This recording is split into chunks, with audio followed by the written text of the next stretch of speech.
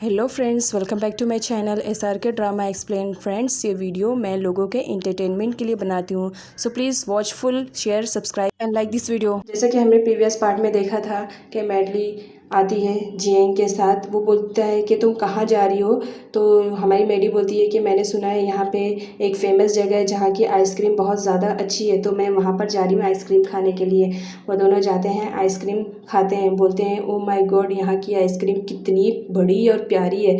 वो लोग एंजॉय करते हैं। तभी हमारी मैडी बोलती है जियांग, यहाँ का इन्वायरमेंट कितना अच्छा है, यहाँ की आइसक्रीम कितनी अच्छी है, मैं यहाँ पर आकर बहुत ज़्यादा खुश हूँ। जियांग बोलता हाँ, यहाँ पर आने के बाद खुश हूँ। उसके बाद वो लोग बहुत सारा गेम खेलते हैं, ड्रम वगैरह भी बजाते हैं, बहुत ज़्यादा एंजॉय करते हैं।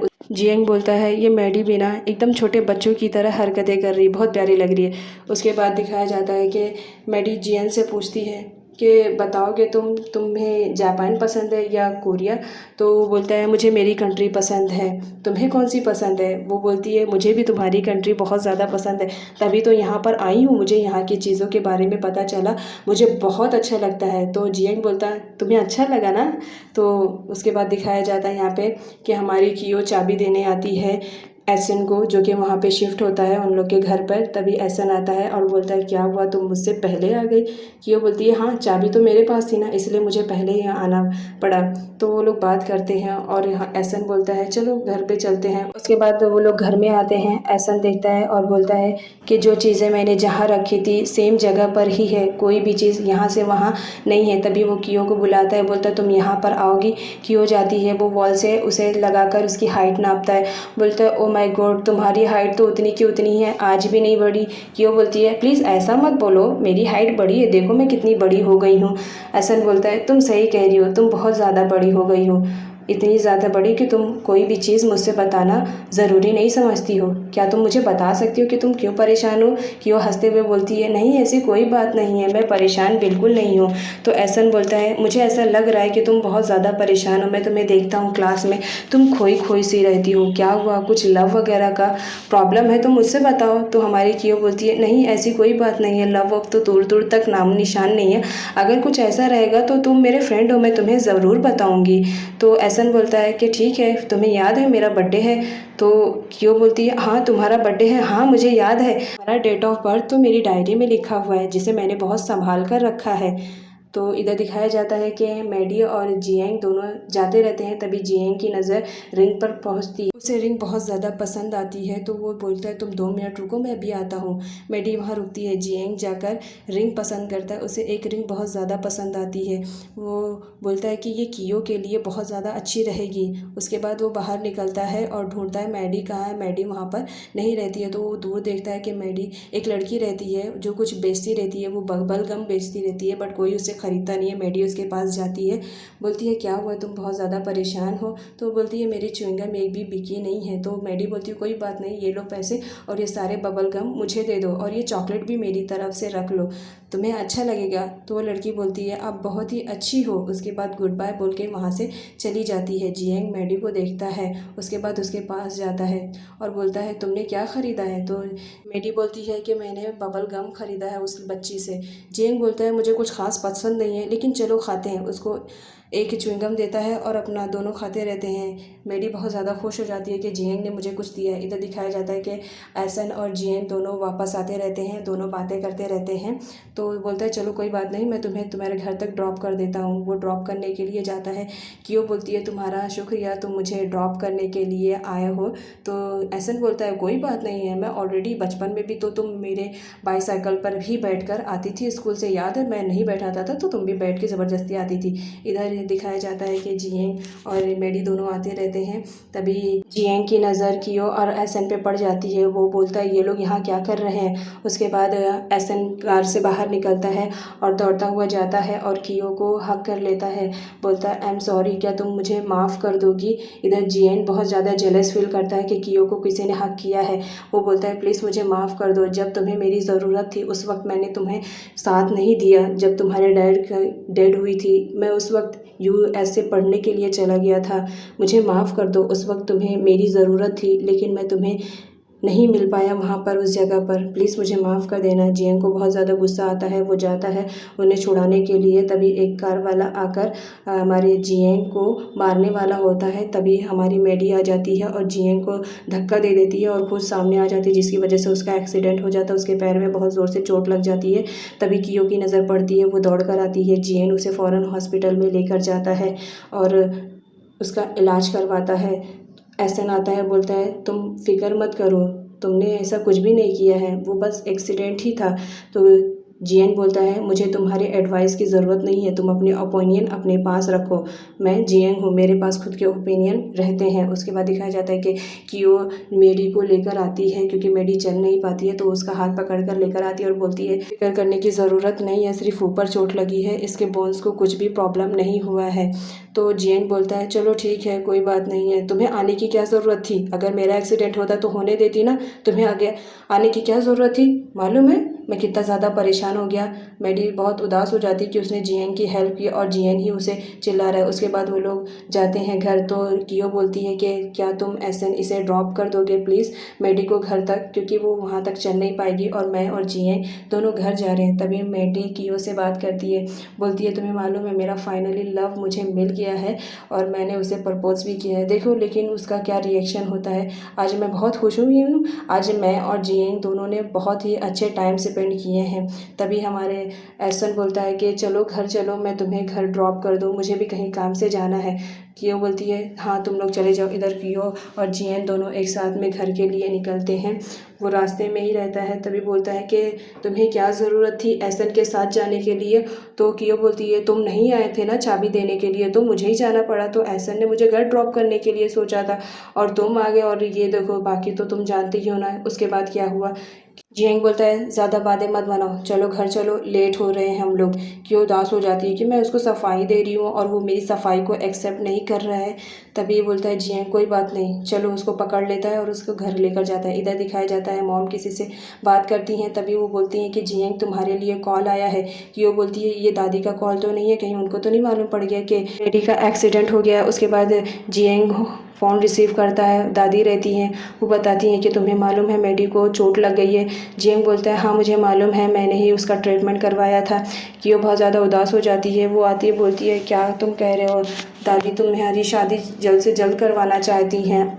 इधर दिखाया जाता है जोंग एहसन से बात करते रहती है, तुम कब तक अपना लव छुपा के रखोगे? देखो तुम उससे बोल दो, अगर वो तुम्हें एक्सेप्ट करती है तो ठीक है, नहीं तो मैं तुम्हें कह रही हूँ ना, मैं तुम्हारे लिए कब से वेट कर रही हूँ, मैं तुमसे प्यार करती हूँ, तुम क्यों नहीं समझ रहे हो? एहसन बोलता है लेकिन मैं तो तुमसे प्यार नहीं करता हूँ, तो तुम प्लीज़ मेरे पीछे मत अपनी लाइफ वेस्ट करो। वो बोलती है मैंने ऑलरेडी वेस्ट कर दिया है अपनी लाइफ को, मैं तुम्हें बहुत ज़्यादा चाहती हूँ और यकीन मानो अगर वो लड़की तुम्हें नहीं पसंद करेगी तो मैं हूँ तुम्हारे लिए, तो मुझे बताते भी नहीं हो कि वो लड़की कौन है, और उसे हक कर लेती है। बोलती है मैं हमेशा तुम्हारे साथ रहूँगी, तुम प्लीज़ नाराज़ मत हो। उसके बाद सीन दिखाया जाता है हमारा एहसन उसी सारी बातों को याद करते रहता है, देखता है कि कियो बहुत ज़्यादा उदास रहती है, वो कुछ सोचती रहती है। एहसन बोलता है कियो क्या हुआ, कुछ प्रॉब्लम है तुम्हें? कियो बोलती है नहीं सर मुझे कोई प्रॉब्लम नहीं है। कियो उसे क्लास में सर बुलाती है क्योंकि वो नहीं चाहती है कि लोगों को पता चले कि वो लोग कभी फ्रेंड रहा करते थे। सर बोलते ठीक है आज की क्लास यहीं पे ख़त्म होती है, कल बात होगी। उसके बाद वो वहाँ से जाता रहता है। तभी कियो आती है, बोलती है एहसन, तो एहसन रुक जाता है, बोलता है क्या हुआ? उसके बाद वो उसे बताती है कि मॉम तुमसे मिलना चाह रही थी, तुम आए नहीं घर पर मिलने के लिए इतने दिनों से। एहसन बोलता है नहीं कोई बात नहीं, जब मुझे टाइम मिलेगा मैं ज़रूर आऊँगा आंटी से मिलने के लिए। कियो बोलती हाँ ज़रूर, तुम आना ज़रूर, मुझे अच्छा लगेगा। उसके बाद सीन दिखाया जाता है कि मेडी की एक्सीडेंट की बात सारे कॉलेज में फैल जाती है। वो लोग आते हैं पूछते हैं कि बताओ कि मेडी का एक्सीडेंट कैसे हुआ। तभी वहाँ पर जियंग आ जाता है, वो बोलता है कियो को परेशान करने से बेटर है तुम मुझसे पूछो, तुम्हारे क्वेश्चन के आंसर मैं दूंगा। वो सारे लोग जियन से डरते रहते हैं, तो वो लोग वहाँ से चले जाते हैं। कियो बोलती है तुम्हारा थैंक यू। इधर दिखाया जाता है सारे लोग बास्केटबॉल की प्रैक्टिसिंग करते रहते हैं। एहसन वहाँ पर खड़ा रहता है और वो जियन को देखता रहता है, बोलता है ये लड़का ऐसा क्यों है? जियन उसे घूरता रहता है, तो एहसन कुछ भी रिएक्ट नहीं करता है। बोलता है हो गया कोई इसका प्रॉब्लम। इधर दिखाया जाता है कि हमारी ली और कियो में बात होती रहती है। कियो बताती है कि मैडी का एक्सीडेंट हो गया, तुम्हें मालूम है? ली बोलती है हाँ मुझे मालूम है, मैं उससे मिलने गई थी। उसके बाद इधर दिखाया जाता है सारे लोग अपने बास्केटबॉल की प्रैक्टिसिंग अच्छे से करते हैं। मेडली क्लासरूम में बैठी हुई रहती है, जियांग भी उसी क्लास में बैठा रहता है। तभी कियो आती है और बोलती है कि हमें इनविटेशन मिला है, क्या तुम चलोगे एसएन के पार्टी में? वो बोलता है एसएन के पार्टी में हमें जाने के लिए इनविटेशन मिला है?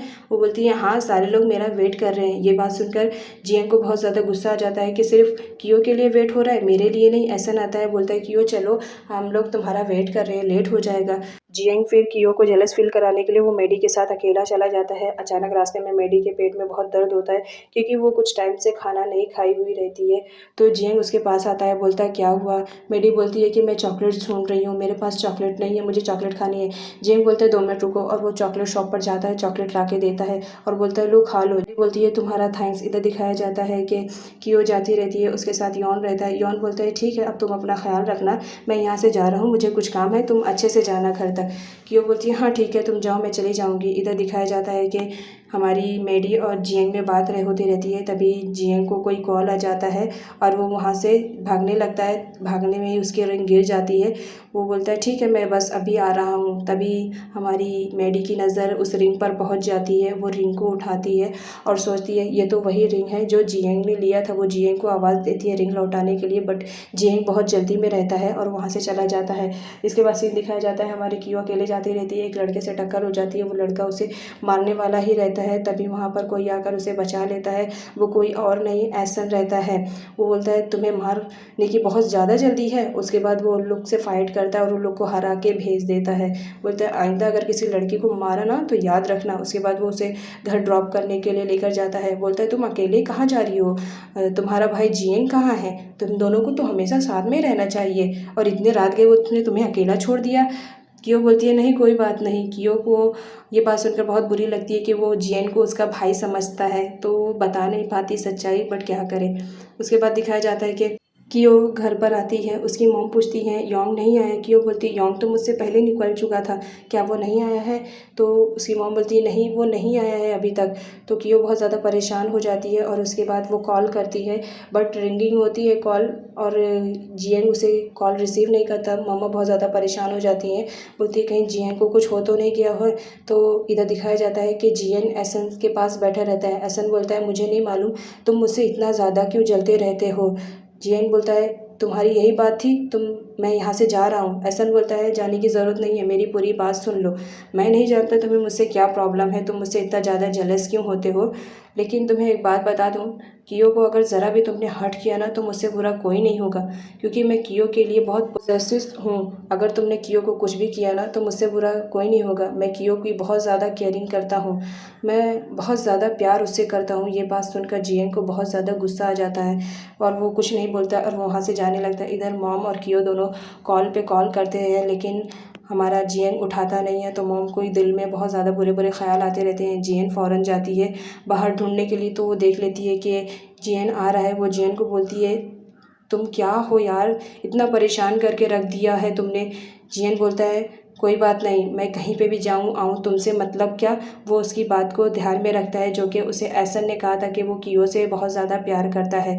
वो बहुत ज़्यादा बुरा फील करता है। कियो बोलती है क्या हुआ इसे, तो कुछ नहीं बोलता है और सीधा घर में चला जाता है। कियो बहुत ज़्यादा रोती रहती है कि आखिर बात क्या है जिसकी वजह से वो मुझसे इतना नाराज़ है। मॉम से आके पूछती है, मॉम बोलती है कि क्या हुआ तुम दोनों में, आज जियांग अकेले ही स्कूल चला गया? तो उसे कल रात की बातें याद आती है, बट वो मॉम को बताती नहीं है कि मॉम बहुत ज़्यादा परेशान हो जाएंगी। उन दोनों के बीच में कुछ प्रॉब्लम हो जाती है। इधर दिखाया जाता है कि मैडी को कुछ लोग तंग करते रहते हैं कि दादी ने तुम्हें हमारे प्रिंसेस के लिए पसंद किया है, ऐसा हो ही नहीं सकता है। उसे मारने लगती हैं। तभी वहाँ पर ली आ जाती है, उन लोगों को चिल्लाकर भगाती है कि प्रॉब्लम क्या है तुम्हारी, तुम इसे क्यों मारना चाह रहे हो। वो बोलते हैं कि ये हमारे प्रिंसेस को अपना बनाना चाहती है इसीलिए। तो ली उन लोगों को डरा धमका कर वहाँ से भगा देती है। मैडी उससे थैंक्स बोलती है और अपने पर्स से कुछ निकालने लगती है। तभी हमारी ली बोलती है तुम्हारी इस स्टूपिड सी चॉकलेट मुझे पसंद नहीं आने वाली है। तभी वो दिखाती है कि ये रिंग है। वो रिंग देख लेती है और बोलती है कि ये रिंग जियोंग की है। इधर दिखाया जाता है जियोंग बैग में अपनी रिंग ढूंढता रहता है कि वो रिंग मुझसे कहाँ चली गई, बट उसे रिंग नहीं मिलती है। वो रिंग की ली पहन लेती है और बोलती है, ओ माय गॉड, तो तुम मुझे ये दे रही थी, ये तो बहुत प्यारा है। तभी वो पूछती है कि तुम मुझे बता सकती हो कि जियोंग किसी को पसंद करता है। तो मैं ली कुछ भी नहीं बोलती है। बोलती है, ये बात तुम मुझसे क्यों पूछ रही हो। वो बोलती है कि मुझे लगा कि जियोंग किसी को पसंद करता है, जिसकी वजह से ये रिंग उसने लिया है उसके लिए। ली बोलती है, मैं कुछ भी बताना तुम्हें ज़रूरी नहीं समझती हूँ। तभी वहाँ पर योंग आ जाता है। वो बोलता है, ओ माय गॉड, तुम दोनों लड़कियाँ यहाँ पे हो, चलो कोई बात नहीं है, चलो हम लोग चलते हैं बाहर खेलने के लिए। ली बोलती है, मैं अभी बहुत बिजी हूँ, मैं अभी नहीं आ सकती हूँ। और वो वहाँ से चली जाती है। इधर दिखाया जाता है कि हमारी मेडी उसे चॉकलेट देती है। बोलती है, तुम प्लीज़ इसे ली को दे दो, मैं ली से फ्रेंडशिप करना चाहती हूँ, बट ली मुझसे फ्रेंडशिप नहीं करना चाहती है। यॉन बोलता है, कोई बात नहीं, वो अच्छी लड़की है, तुम्हें मान जाएगी, एक्सेप्ट कर लेगी। उसके बाद इधर ली सारे दोस्तों को बता देती है कि मेडी को डाउट हो गया है कि जीएन किसी को पसंद करता है। तो सारे दोस्त बोलते, हम लोग को तो मालूम है जीएन किसे पसंद करता है, लेकिन मेडी को कौन जाके बताएगा कि जीएन किसको पसंद करता है। सारे दोस्तों में डिसाइड होता है। वो लोग बोलते हैं, हमारे ग्रुप में तो सबसे अच्छी हमारी ली है, तो ली जाकर बताएगी उसे। ली को इतनी इंपॉर्टेंस मिलती है, वो बहुत खुश हो जाती है।